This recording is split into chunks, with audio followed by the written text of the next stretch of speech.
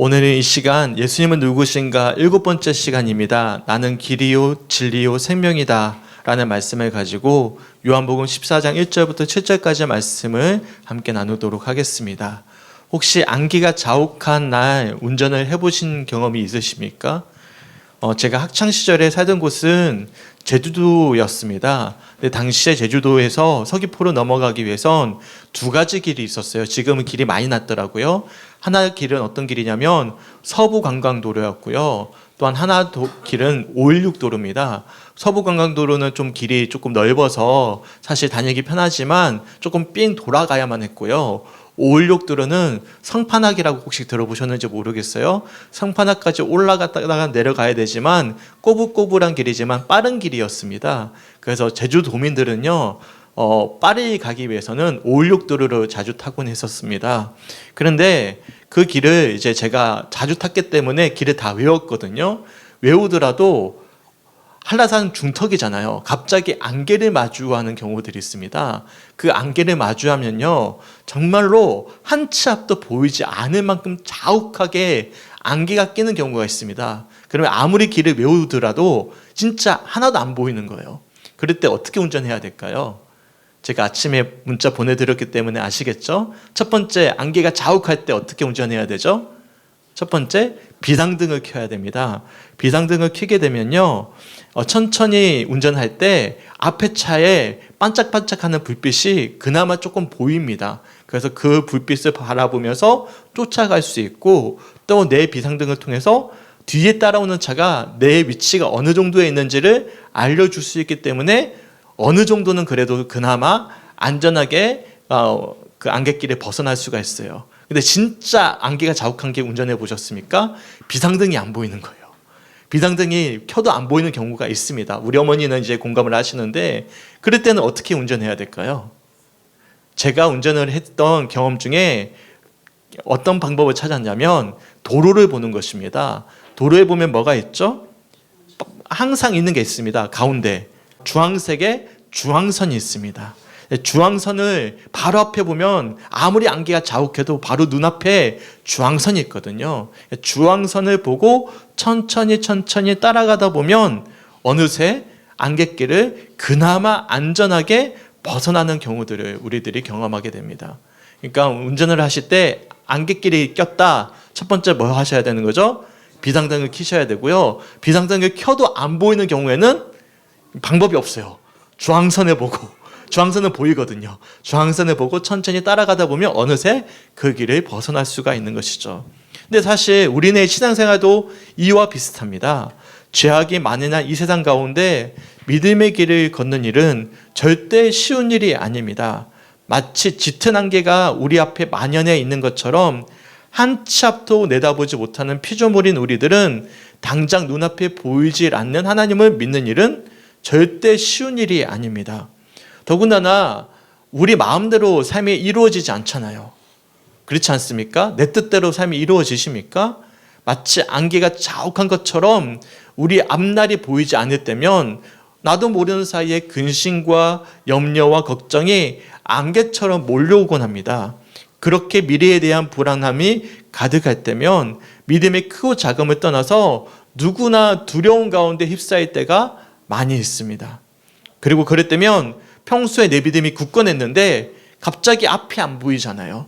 안개가 자욱해 버렸잖아요. 그러면 어느 순간 믿음이 흔들리거나 신앙생활에 대한 회의감이 밀물처럼 몰려오곤 합니다.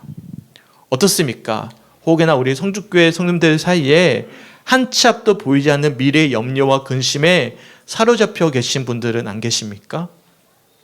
어디로 가야 할지 모른 채 방황하거나 선택을 하지 못해서 고민하고 계시는 분들은 계시지 않으십니까? 제가 봤을 때 우리 삶 가운데 아마 지금 선택의 기로 가운데 놓인 분들이 많이 계실 줄 제가 알고 있습니다. 그러면 우리가 미래를 알 수 없잖아요. 안개가 자욱하잖아요. 그러면 선택을 앞두고 염려와 근심에 사로잡힐 때가 참 많이 있다는 것이죠. 아무리 믿음이 좋다 한들 우리 마음 가운데 이러한 염려와 근심이 몰려오는 것은 어쩌면 당연한 일인지도 모르겠습니다. 왜 그럴까요? 우리는 미래를 알 수 없기 때문에, 우리는 미래를 한 치 앞도 알지 못하는 유한한 피조물이기 때문에 그렇습니다. 아무것도 보이지 않는 안갯길을 평생 걸어가야만 하는 유한한 존재이기에 누구나 할 것 없이 염려와 근심에 휩싸일 수가 있는 것이죠. 저도 마찬가지예요. 저도 지금까지 하나님께서 제 길을 인도해 주셨거든요. 그런데 미래를 보면 안갯길을 걷는 것 같습니다. 그래서 지금 함께하고 계시는 주님을 바라보지 않고 미래를 바라보면 저도 모르는 사이에 염려와 근심이 다가올 때가 있어요.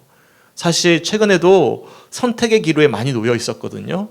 선택의 기로에 놓일 때마다 어떻게 선택을 해야 될지에 대해서 참 염려와 걱정이 참 많았습니다. 구체적으로 미래에 대해서 보장이 되어져 있지 않기 때문에 불확실한 미래를 생각할 때면 저도 모르는 사이에 불안과 두려움이 엄습할 때가 있는 것이죠. 함께 예배드리는 우리 성도님들은 어떠하십니까? 이러한 걱정과 두려움에서 자유하십니까? 미래에 대한 분명한 청사진과 함께 아무런 두려움도 없는 담대한 믿음으로 가득하십니까? 그래서 내 삶에 어떠한 환난과 장애물이 생기지 않을 자신감이 있으십니까? 근데 안타깝게도 우리네 삶은 한 치 앞도 보이지 않는 안갯길을 걷는 것과도 다름이 없습니다. 당장에 내일 우리네 삶에 어떠한 환난과 어려움이 닥쳐올지 모릅니다. 아무리 재물이 많아도 아무리 권력자라도 내일이라는 시간을 먼저 얻을 수가 없기 때문에 그런 것이죠. 그렇게 어떤 누구도 두려움과 걱정 그리고 근심이라는 문제로부터 자유할 수가 없는 것입니다. 그렇다면 미래에 대해 한 치 앞도 내다보지 못하는 안갯길을 걸어가는 우리네의 삶 가운데 어떻게 하면 우리가 믿음의 길을 의심하지 않고 염려하지 않고 굳건한 믿음으로 걸어갈 수 있겠습니까? 오직 한 가지 방법밖에 없어요. 믿는 자들에게는 한 가지 방법밖에 없습니다. 무엇일까요? 바로 생명의 떡이 되시고 세상의 빛이 되시며 양의 분이 되시고 선한 목자가 되시며 부활이요 생명이자 오늘 말씀처럼 길이요 진리요 생명이 되시는 예수님을 의지하는 방법밖에 없습니다. 예수님이 우리의 삶 가운데 뭐가 되어주시는 것이죠? 중앙선이 되어주시는 거예요. 중앙선. 그러니까 중앙선이 되어주시는 예수님을 우리가 의지할 때면 아무리 안개로 가득한 미래가 우리 가운데 마주하더라도 중앙선이 되시는 예수님만 의지해서 길이요 진리요 생명이신 예수님만을 따라간다면 우리가 아무리 어려운 환경과 상황을 마주하더라도 넉넉히 믿음의 여정을 끝까지 완주할 수가 있는 것입니다. 그러니까 한눈 팔지 마세요. 한눈 팔면 어떻게 선택해야 될지 어디로 가야 될지 우리가 염려에 빠지게 되지만 우리가 예수님만을 바라보고 나아가면 누가 우리의 운전대를 붙잡아서 인도에 가시죠? 예수님이 운전대를 붙잡아서 인도에 가신다는 사실입니다. 어떻습니까? 우리 성축교회 성도들이 계셔서 예수님은 어떤 분으로 고백되십니까? 오늘 본문을 보시면 예수님은 자신을 분명하게 에고에임이라는 표현을 통해서 분명하게 밝혀주십니다. 오늘 본문 6절 말씀 함께 읽어봤으면 좋겠습니다. 시작. 예수께서 이르시되 내가 곧 길이요 진리요 생명이니 나로 말미암지 않고는 아버지께로 올 자가 없느니라. 아멘. 예수님은 자신을 의심해서 걱정과 염려에 사로잡혀 있던 제자들을 향해서 확고하게 자신을 계시해 주십니다. 나는 무엇이다. 어떤 표현이죠? 에고에이미. 이 표현을 통해서 6번째로 자신을 계시해 주십니다. 뭐라고 계시해 주시냐면 나는 길이요 진리요 생명이다 라고 분명하고도 확고하게 밝혀주고 계시는 것이죠. 오직 우리의 인생의 길이 되시는 분은 누구시라는 거죠? 예수님이 되시는 거예요. 진리가 뭐죠? 오직 한 가지라는 거잖아요. 오직 한 가지 길이 되시는 분은 예수님이시고 그 길에 따라가면 뭐가 주어진다라는 것이죠? 생명이 주어진다라고 말씀하고 계시는 것입니다. 우리 성축교회 성도들에게 있어서 예수님은 어떤 분이십니까? 여러 선택지 가운데 하나는 아니십니까? 그렇다면 우리는 여전히 염려와 근심으로 가득할 것입니다. 하지만 마치 안갯길에 유일한 표적이 되는 주황선처럼 우리네 삶을 인도하실 예수님만을 바라본다면 염려와 근심으로 가득한 여정을 넉넉히 걸어갈 수가 있는 것이죠. 이번 주에 제가 세미나를 다녀왔어요. 세미나를 다녀오면서 제가 했던 세미나 주제는 무엇이냐면 내 그릇은 중요하지 않다였다라는 것입니다. 10년 동안 성주교에서 목회를 하면서 한 8년 동안은 제 힘으로 하고자 참 무단히도 애를 썼거든요. 근데 그러면서 뭘 깨닫게 되냐면 내 그릇은 중요하지 않다는 사실을 알게 되었어요. 그리고 오로지 예수님만이 내 목회의 여정을 인도해 주신다는 사실을 온전히 고백했을 때 그때야 비로소 주님께서 응답해 가시고 역사해 가셨어요. 그 현장이 지금의 현장입니다. 보십시오. 한 분 한 분이 예수님이 인도해 주신 분들이십니다. 예수님께서 운전대를 붙잡아 주셔서 한 분 한 분의 방향을 우리 교회로 인도해 주신 것입니다. 그러니까 내가 하고자 했을 때는 안갯길을 걸어가는 것처럼 방향을 잡을 수가 없었는데 예수님을 의지하고 나니까 예수님께서 내가 가야 할 길을 내가 가게 하시는 것이 아니라 중앙선을 바라보면서 온전히 인도하시는 운전자가 되어주셔서 인도해 가시더라는 것입니다. 그래서 제가 이번 세미나 때 어떤 이야기를 해드렸냐면 8년 동안 막 열심히 사역했던 어떤 이야기를 한 것이 아니라 내 그릇은 중요하지 않았구나. 오로지 예수님만을 바라볼 때면 예수님이 일하시는 거구나 라는 사실을 우리 젊은 목회자들과 함께 나누는 그런 시간이 되었습니다. 여러 가지 프로그램도 좋죠. 여러 가지 행사를 하는 것도 좋습니다. 하지만 중요한 것은 우리가 바라봐야 될 것은 무엇이죠? 중앙선이 되시는 예수님을 오로지 바라보는 것입니다. 그렇다면 우리는 그 길을 넉넉히 건너갈 수가 있는 것입니다. 보시니까 다들 표정이 왜 이렇게 어두우세요? 야, 잠이 오시는 것 같고 막 오늘은 막 분위기가 싹 가라앉아 있는데 뭐 염려와 근심이 있으십니까?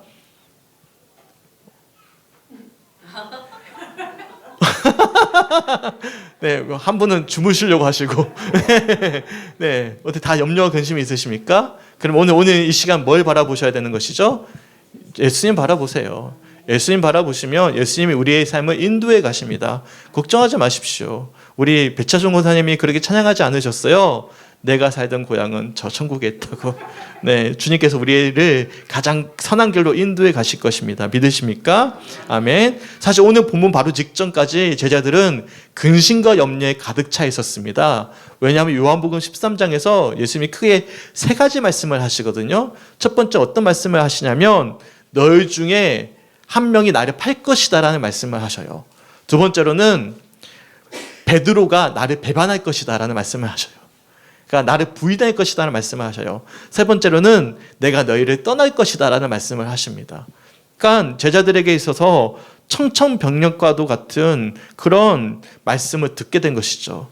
더군다나 요한복음 13장 33절을 보시면 이렇게 말씀하시는데 새 번역으로 제가 한번 읽어드릴게요. 어린 자녀들아 아직 잠시 동안은 내가 너희와 함께 있겠다.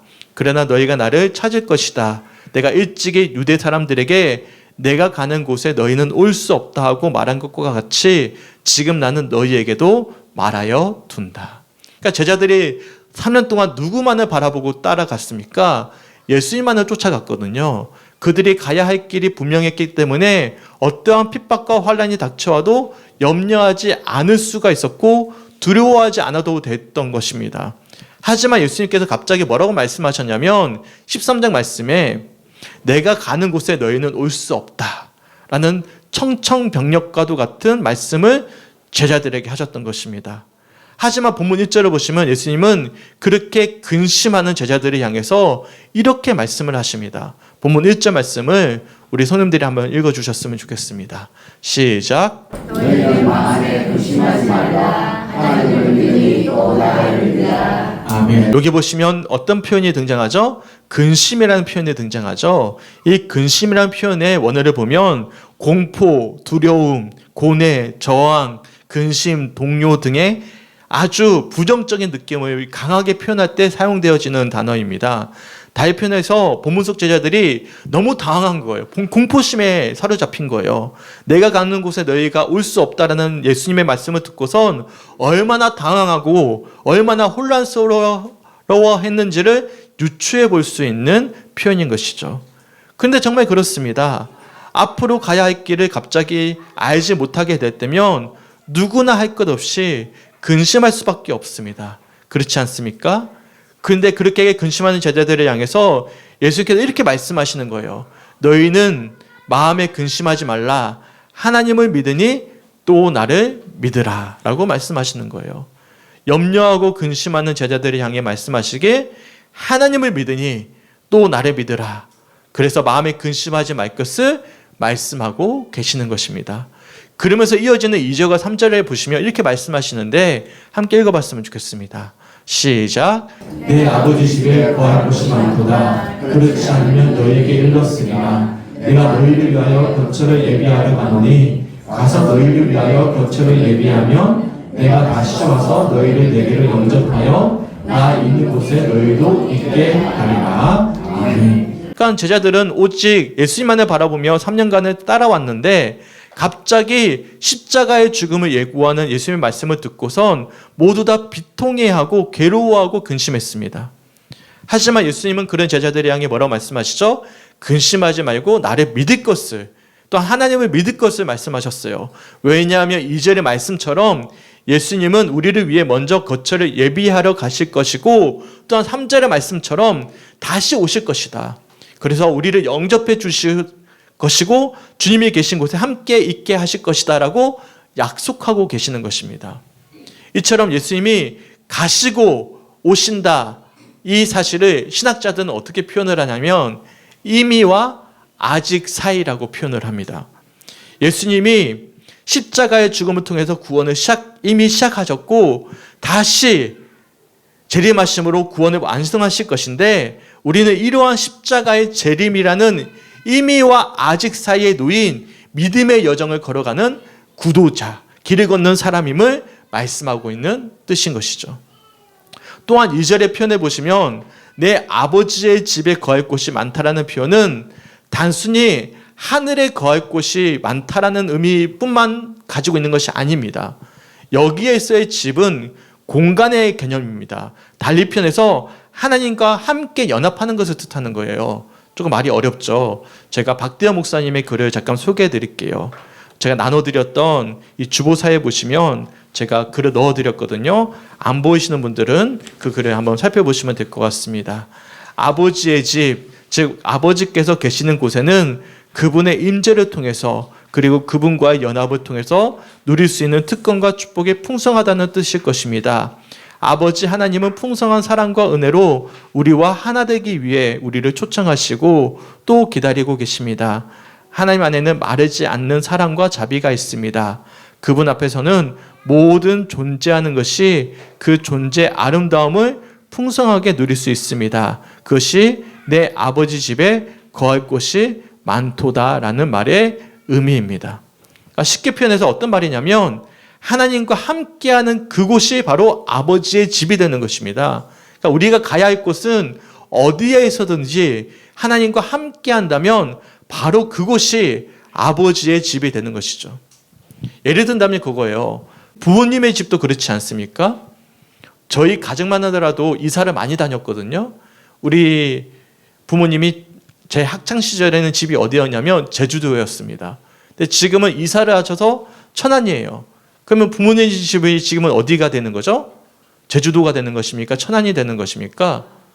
천안이 되는 것이죠. 그러니까 집이라는 어떤 공간이 부모님의 집이라는 사실을 결정하는 것이 아니라 부모님이 계신 그곳이 부모님의 집이 되는 것입니다.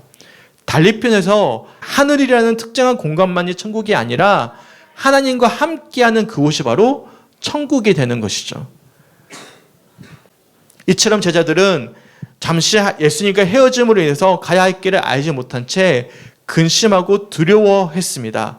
하지만 예수님이 제자들에게 말씀하시는 것이죠. 두려워하지 말아라. 내가 비록 십자가에서 너희들의 죄를 짊어지고 완전한 하나님과의 단절을 경험하게 하실 것이지만 다시금 부활하셔서 하나님과 완전히 하나됨으로 회복을 이루실 것이고 그렇게 하나님과 함께 하시는 예수님께서는 다시 우리 안에 임재하셔서 완전한 구원으로 인도해 가실 것임을 제자들에게 말씀해 주고 계시는 것입니다. 그렇기에 비록 제자들은 십자가 사건을 통해서 예수님의 부재를 경험하게 되겠지만 근심하지 않고 두려워하지 않아도 되는 것입니다. 왜냐하면 부활하신 예수님은 제자들과 그리고 오늘 이 시간 예배드리는 우리와 영원히 함께 하실 것이기 때문인 것이죠. 주은이가 어린 시절에 그런 일이 있었습니다. 아마도 주은이가 주의 행동에 너무 속이 상했는지 주에게 주은이가 너 그러면 지옥 가 그런 이야기를 했어요. 네. 주애가 주은이를 좀 많이 괴롭히거든요. 그러니까 주은이가 너무 화가 나서 너 그러면 지옥에 가. 그랬더니 아내가 주은이를 앉혀놓고는 이렇게 이야기를 해주었습니다. 주은아, 천국 가고 지옥 가는 것은 하나님이 하실 일이지 우리가 누군가에게 해서는 안 되는 이야기야. 그리고 우리는 천국 가기 위해서 지옥 가기 위해서 하나님을 믿는 것이 아니야. 우리가 하나님께 잘하면 천국 가고 지옥 가는 것이 아니야. 우리가 하나님을 믿는 것은 하나님이 우리를 만들어 주셨고 하나님이 우리 아버지가 되시기 때문이야. 그래서 우리는 하나님을 사랑하고 믿는 것이지 천국 가기 위해서 믿는 것이 아니야. 우리는 하나님을 사랑하면 되는 거야. 하나님을 사랑하는 그곳이 뭐가 되는 거죠? 천국이 되는 것이기 때문에 그런 이야기를 하는 것이죠. 이야기를 들으면서 참 감사했습니다. 항상 아내와 마음이 일치해서 감사했었는데 제 믿음의 고백과 아내의 고백이 같아서 또한 감사했던 것이죠. 그러니까 천국 가기 위해서만 우리가 예수를 믿는 것이 아니라 누구와 함께하기 위해서 예수님을 믿는 것이죠. 예수님을 믿기 위해서, 예수님과 함께하기 위해서 우리가 믿는 거예요. 그러면 자연스럽게 예수님이 함께하는 그곳이 뭐가 되는 거예요? 천국이 되는 거예요. 그러지 않으면 이 땅에서 삶이 너무나 막막합니다. 천국이 어디에만 있기 때문이죠? 하늘에만 있기 때문이죠. 천국은 하늘에도 있지만 어디에도 있는 거예요? 예수님이 함께하고 있는 우리 마음도 천국이 될 수 있는 것입니다. 믿으십니까?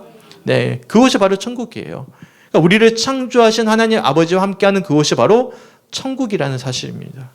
죄로 인해서 하나님과 완전히 단절된 우리를 위해서 예수님께서는 십자가의 죽음을 담당하셨습니다.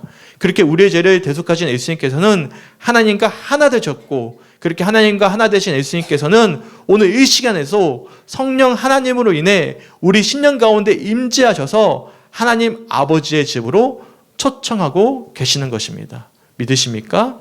그래서 본문 4절에 보시면 이렇게 말씀하십니다. 내가 어디로 가는지 그 길을 너희가 아느니라. 정말 그렇습니다. 예수님과 함께하면 예수님이 어디로 가시든지 우리는 어디로 가야 되는지 알 수가 있는 것이죠. 왜냐하면 우리 가운데 누가 함께 하시기 때문이죠? 예수님이 함께 하시기 때문입니다. 예수님이 우리의 중앙선이 되어주시기 때문이죠.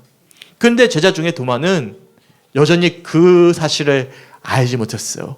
그 비밀을 알지 못했어요. 그래서 본문 5절에 이런 질문을 던집니다. 5절 말씀을 우리 성도님들이 한번 읽어주셨으면 좋겠습니다. 시작. 도마가 이르되 주여 주께서 어디로 가시는지 우리가 알겠거늘 그를 어찌 알겠사옵나이까. 아멘. 제가 말씀드렸죠. 제가 제일 좋아하는 인물이 누구라고요? 도마라고요. 저는 도마가 제일 좋습니다. 왜냐하면 제 마음 같아요.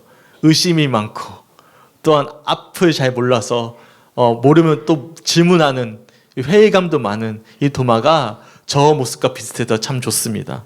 막막한 삶 가운데 눈물을 흘렸던 지난 제 마음을 그대로 대변해 주는 것만 같아서 고마웠어요. 예수님과 함께하지 못하니까, 진심으로 예수님의 마음을 헤아리지 못하니까 예수님이 말씀해 주고 계시는데도 불구하고 그의 미래가 안갯길이 자욱한 것처럼 막막한 거예요. 그러니까 이 도마가 뭐라고 고백하고 있는 거예요? 주님, 어디로 가야 되는지 모르겠습니다. 주님, 어디로 가시면 제가 어디로 가야 됩니까? 그런 고백을 하고 있는 것이죠. 그러니까 3년 동안 도마는 예수님과 동행했음에도 불구하고 여전히 가야 할 길을 몰랐던 것입니다. 왜냐하면 도마는요, 자기가 가고 싶은 길이 있었기 때문이죠. 다시 한 번 더 제가 박대현 목사님의 이야기를 소개해 드릴게요. 제자들은 예수님이 메시아이신 것도 하나님의 아들이시다라는 것도 알고 있었습니다. 성경 고사를 봤으면 100점을 맞았을 것이고 성경 퀴즈를 했으면 가장 먼저 손을 들었을 것입니다. 그런데 그들은 정작 예수님을 알지 못했습니다.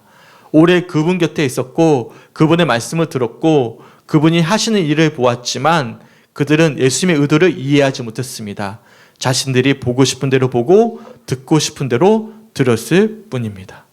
그러니까 제자들에게서 예수님은 어떤 분이시죠? 또 다른 우상이었을 뿐이었던 것이죠. 자신이 가고 싶은 길을 걸어가게 해줄 우상이었을 뿐이었고 그렇게 자신들의 바람을 성취해줄 수단으로 여겼을 뿐이었습니다. 그래서 놀라운 기적과 표적을 보이신 예수님 곁에 있으면 자신들이 꿈꾸던 소망을 이룰 수 있는 분이라고만 여겼던 것이죠. 그러니까 제자들에게 있어서 예수님은 함께 해야 될 인격이 아니라 하나의 수단이었던 것입니다. 예수님 자체가 목적이 아니라 그분을 통해서 얻고 싶은 또 다른 목적이 있었던 것이죠. 우리도 마찬가지예요. 천국이 목적이라면 이 땅에서 뭘 누릴 수가 없는 거예요? 예수님을 누릴 수가 없는 거예요. 그러니까 우리가 가야 될 길은 천국만의 목적이 아니라 이 땅 위에서 누구와 교제를 하는 것이 목적이 되어져야 되는 것이죠. 예수님과 함께 하는 것이 목적이 되어져야 되는 것입니다. 그러면 천국은 어디에 있는 거예요? 이미 우리 마음 가운데 임해 있는 것입니다. 믿으십니까? 그러면 예수님께서 우리가 가야 할 길을 보여주실 거예요. 인도해 주실 거예요. 그러니까 쉽게 표현해서 이 도마와 예수님이 가고자 하는 여정이 달랐던 거예요.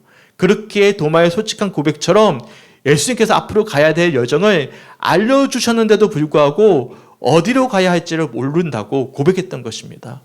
그러자 예수님께서 오늘 본문에 자신을 정확하게 명확하게 계시해 주십니다. 본문 6절 말씀 굉장히 중요한 말씀인데 우리 한 목소리로 한번 읽어봤으면 좋겠습니다. 시작. 예수께서 이르시되 내가 곧 길이요 진리요 생명이니 나로 말미암지 않고는 아버지께로 올 자가 없느니라. 아멘. 지금까지 에고엠이라는 나는 무엇이다라는 표현을 통해서 자신이야말로 제자들이 걸어야 될 길이다. 다른 거 생각하지 말아라. 내가 길이다. 내가 진리다. 생명이다. 나를 바라봐라 라고 말씀하시는 거예요. 어떻습니까? 우리 성도님들에게 있어서 예수님이 길이 되십니까? 진리로 고백되십니까? 영원한 생명으로 소망되십니까? 그러면 어떤 믿음을 가지고 여정을 걷고 계십니까? 분명히 알아야만 합니다. 진리요 생명이신 아버지께로 나아가기 위해선 오직 예수님 한 분밖에 길이 없음을 알아야만 합니다. 오로지 예수님을 통해서만 창조주 하나님과 함께 할 수가 있고 그렇게 오직 길이요 진리요 생명이신 예수님으로 인해 하나님과 함께하는 그곳이야말로 천국이라는 사실을 아셔야만 하는 것입니다. 다른 길은 없습니다. 기억하셔야 돼요. 기독교는 배타적입니다. 오직 길은 하나입니다. 어떤 길이죠? 예수만이 진리요 생명입니다. 그리고 그런 예수님을 통해서 우리는 어디서 어떤 상황에서도 근심하지 않고 담대히 믿음의 여정을 걸을 수가 있는 것이죠. 그러니까 믿음의 여정은 배타적이에요. 하지만 구원의 대상은 열려 있는 것입니다. 이 사실을 기억할 수 있는 우리 성주교회 성도들이 되시길 주님의 이름으로 간절히 축원합니다. 아멘. 언젠가 비긴 어게인이라는 프로그램을 통해서 과거 G.O.D라는 그룹에서 불렀던 길이라는 노래를 들었던 적이 있었습니다. 그때 제가 어떤 상태였냐면 어디로 가야 될지 몰라서 제 목회가 너무나 막막해서 한참 마음이 먹먹했을 때였습니다. 근데 노래 가사를 듣다가 갑자기 막 눈물이 펑펑 흐르는 거예요. 어떤 가사였냐면 아마 보시면 아실 거예요. 제가 잠깐 노래 한번 들려드릴 테니까 세상 사람들은 이 가사를 보면서 막 눈물을 흘리거든요. 왜 눈물을 흘릴까? 한번 곰곰이 한번 생각해 보셨으면 좋겠습니다. 혹여나 그런 상태에 계신 분들이 계신다면 아마 눈물이 흘릴 거예요. 그러면 우리의 신앙에 적신호가 켜진 것입니다. 잠깐 영상을 보도록 하겠습니다. 그러니까 세상 사람들의 고백이에요. 그러니까 어디로 가야 될지 모르니까 내가 가는 길이 맞나? 틀렸나? 모르니까 가요의 가사에 눈물을 흘리는 거예요. 그러니까 지금 내가 어디를 향해 갈지를 모를 때면 우리는 두렵고 불안하고 염려로 가득하게 되는 것이죠. 함께 들었던 가요의 가사처럼 무엇이 내게 기쁨을 주는지 모를 때면 돈인지 명예인지 아니면 내가 사랑하는 사람들인지 알고 싶지만 답을 내릴 수 없을 때면 뭐가 찾아오는 거죠? 안개가 자욱한 것처럼 염려가 찾아오는 것입니다. 자신 있게 나의 길이라고 말하고 싶고 그렇게 믿고 돌아보지 않고 후회도 하지 않고 걷고 싶지만 자신이 없을 때면 누구나 할 것 없이 불안해할 수밖에 없는 것이죠. 그런데 아무리 힘들고 어려운 상황에 부닥치더라도 앞으로 걸어가야 될 여정을 알고 있고 앞으로 가야 될 목적지가 분명하다면 우리는 어떻죠? 눈물을 흘릴 필요가 없어요. 감내할 수가 있는 것입니다.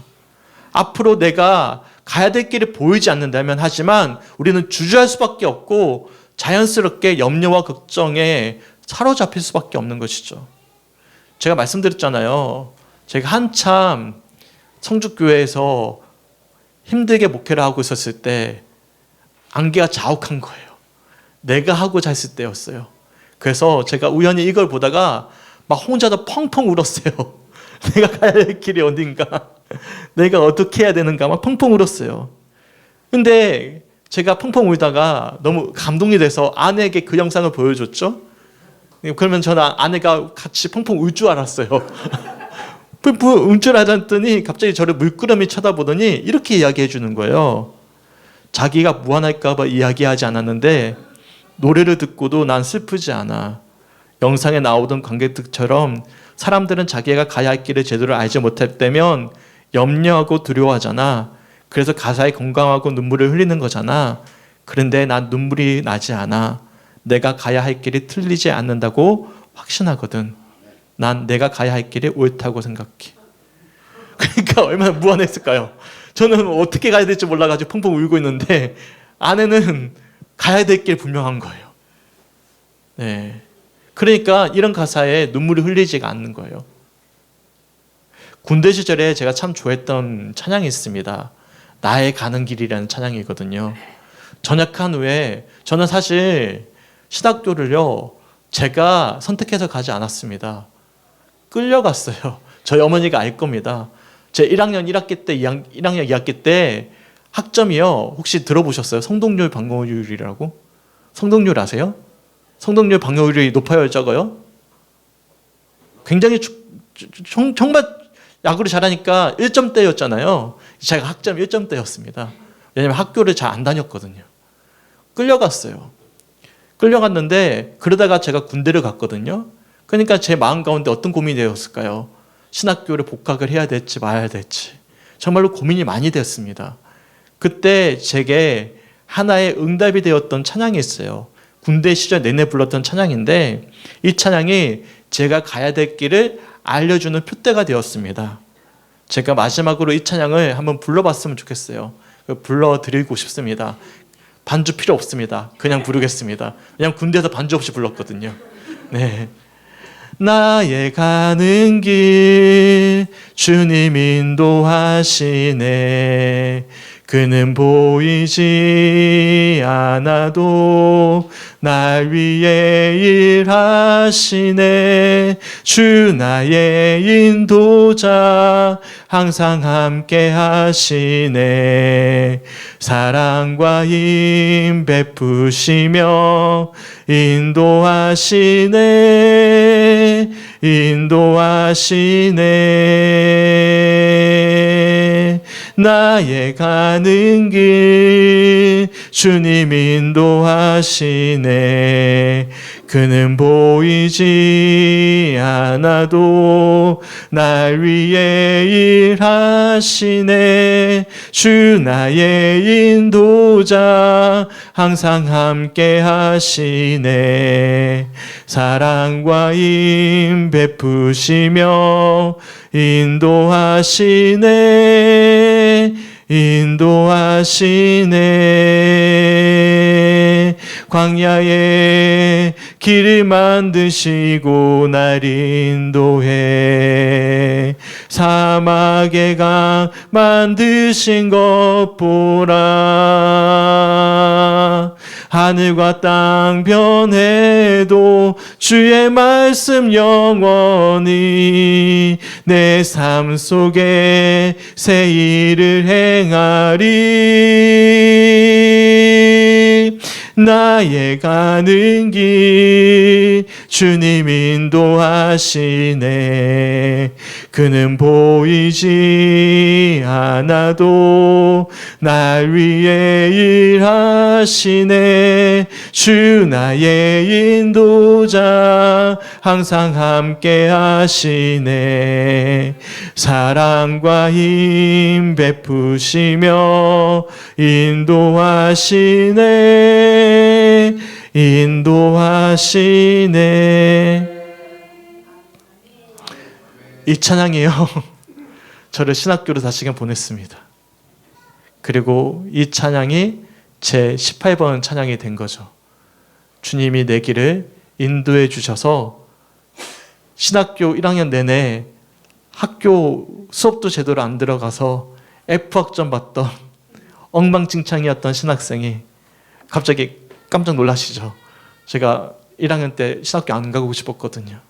제가 갔던 학교가 아니에요. 목사님이 그냥 일방적으로 넣었던 학교였습니다. 네. 그런데 지금 이 자리에 목회자로 서서 이제는 제가 가야 될 길이 분명합니다. 그래서 아까 전에 지우드의 그 길을 영상으로 보는데 그때는 펑펑 울었는데 하나도 눈물이 안 나요. 왜냐하면 제가 가야 될 길이 분명하기 때문에. 네. 누구와 함께 갑니까? 여기 계시는 분들과 함께. 우리가 가야 될 길이 분명하기 때문에. 이제는 소망만이 보입니다. 믿으십니까? 소망하기는 혹여나 앞길이 안 보이는 분들이 계십니까? 그러면 너무 머리로 고심하지 마십시오. 너무 염려하고 심하지 마십시오. 문제를 혼자 떠안지 마십시오. 누구 바라보십시오? 예수님 바라보십시오. 왜요? 예수님 이렇게 말씀하시기 때문이죠. 다시 한 번 더 6절 말씀 함께 읽어봤으면 좋겠습니다. 시작. 예수께서 이르시되 내가 곧 길이요 진리요 생명이니 나로 말미암지 않고는 아버지께로 올 자가 없느니라. 아멘. 예수님이 우리의 뭐가 되시기 때문이죠? 길이 되시고 진리요 생명이 되시기 때문입니다. 생명의 떡이 되시고 세상의 빛이 되시고 양의 문이 되시고 선한 목자가 되시고 부활이요 생명이신 예수님은 우리가 걸어가야 될 길이자 진리자 생명이 되십니다. 염려하지 마세요. 두려워하지 마세요. 우리 주님이 우리의 길이 되어주십니다. 진리요 영원한 생명이 되어주십니다. 이러한 사실을 믿을 때 본문 7절의 고백이 우리의 고백이 될 거예요. 제가 7절의 고백을 새 번역으로 풀어서 한번 읽어드릴게요. 너희가 나를 알았더라면 누구도 안다? 내 아버지도 알았을 것이다. 이제 너희는 내 아버지를 알고 있으며 그분을 이미 보았다. 함께 찬양했으면 좋겠습니다. 안갯길과 같은 믿음의 여정을 걷는 우리네 삶 가운데 오로지 우리네 길과 진리이자 생명이 되시는 예수님을 찬양했으면 좋겠습니다. 그분만을 의지했으면 좋겠습니다.